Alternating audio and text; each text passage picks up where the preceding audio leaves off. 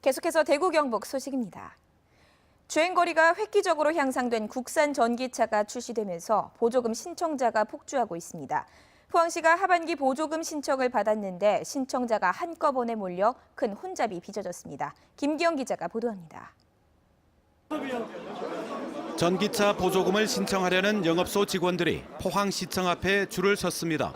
9시부터 접수받지만 포항시가 130대 배정 물량의 2배인 260대까지만 신청받기로 하자 혹여나 순번 안에 들지 못할 것을 우려해 새벽 6시부터 줄을 선 겁니다. 전기차 인기가 높아진 것은 올 5월 현대와 기아차가 한 번 충전으로 주행거리가 400km에 육박하는 제품을 출시했기 때문입니다. 국산 전기차 가격은 줄잡아 4천만 원 후반대, 최대 1,800만 원에 이르는 보조금은 적지 않은 혜택입니다. 신청자들은 260대로 한정하지 말고 실제 등록하는 순서대로 보조금을 주면 새벽부터 줄을 서는 불편이 없을 거라며 불만을 터뜨립니다. 공문에 260명 제한이 되다 보니까 접수를 260명 안에 못 들면 접수 자체를 받아줄 수가 없으니까 그 안에 들어가기 위해서 새벽 6시 40분까지 나오게 된 거죠. 게다가 차량 소유자가 아닌 영업소 직원이 신청하라는 것은 공무원의 행정편이라는 항의가 빗발쳤습니다.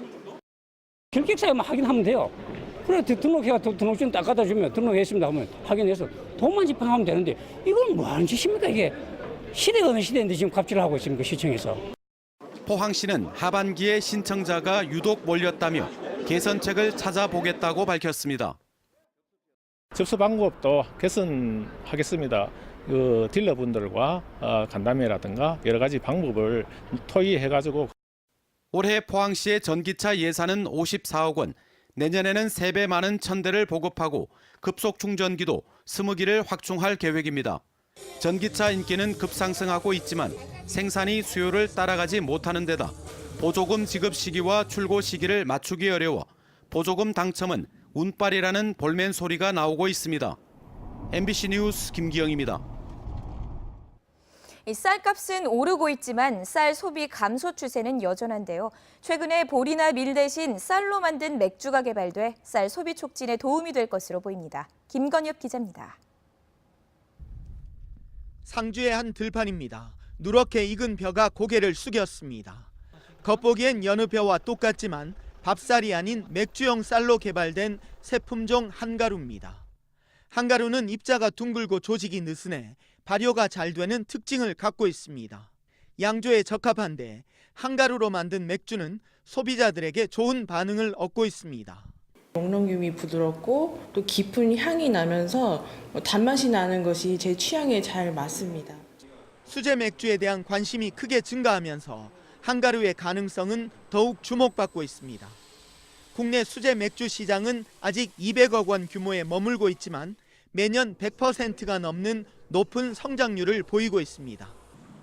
또 한가루는 일반 쌀 5kg을 생산할 수 있는 면적에서 6.5kg을 수확할 수 있고 가공 적성도 뛰어나 빵이나 국수의 원료로 밀을 대체할 수 있을 것으로 기대를 모으고 있습니다. 밀가루로 만들 수 있는 모든 가공품을 이 한가루 품종으로 다 만들어낼 수 있습니다. 그래서 우리가 밀가루를 대체해서 쌀가루를 쓸 수 있다고 이렇게 말씀드릴 수 있습니다. 상주시는 쌀맥주를 대표 수제 맥주로 개발하고 관광 자원화하기 위한 준비를 진행하고 있습니다.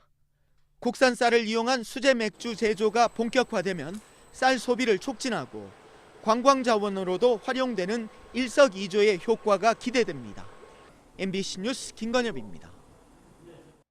오후 2시 7분쯤 구미시 산동면 구미 4공단에 있는 페인트 공장 실험실에서 폭발 사고가 나 실험실에 있던 직원 3명이 얼굴과 팔 등 온몸에 화상을 입었습니다. 소방당국은 헬리콥터 1대와 소방차, 화학차 28대를 동원해 50여 분 만에 불을 끈 가운데 8천만 원 정도의 피해가 난 것으로 추산하고 있습니다. 경찰은 페인트 실험 중 폭발이 난 것으로 보고 국립과학수사연구원과 함께 감식할 예정입니다. 대구 아파트값 상승세가 이어지고 있습니다. 한국감정원이 발표한 9월 둘째 주 아파트 가격 동향을 보면 대구는 0.12%, 수성구는 0.24% 올랐습니다.